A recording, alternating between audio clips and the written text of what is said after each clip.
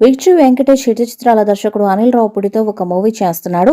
వీరి కాంబోలో ఇది 3వ సినిమా. తన హిట్ ఫ్లాప్ల గురించి వెంకటేష్ అసలు పట్టించుకోడు, కానీ ఈసారి ఎందుకో ఖచ్చితంగా సక్సెస్ కొట్టాలనే కసితో పనిచేస్తున్నాడని తెలుస్తుంది.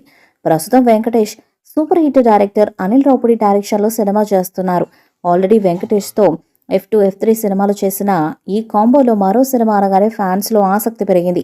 F2, F3 సినిమాలో వెంకటేష్ కామెడీని వాడుకున్న అనిల్ రావుపూడి ఈసారి వెంకీలోని ఎమోషన్ని వాడుకోవాలని ఫిక్స్ అయ్యారంట. అందుకే వెంకీ 76 సినిమాలో ఎమోషన్ పాళ్ళు కాస్త ఎక్కువగానే ఉన్నాయని తెలుస్తుంది. ఈ చిత్రానికి సంక్రాంతి అల్లుడు అనే టైటిల్ పెడతారని సమాచారం.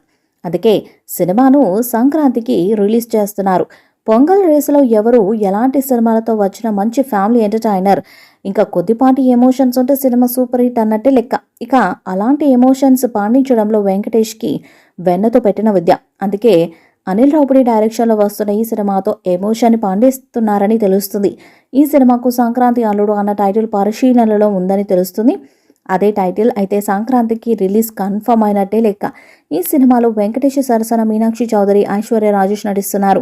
వెంకటేష్ సినిమాలో ఏ అంశాలు ఉండాలో పర్ఫెక్ట్గా క్యాలిక్యులేట్ చేసి అనిల్ రావుపూడి ఈ సినిమాను చేస్తున్నాడని తెలుస్తుంది.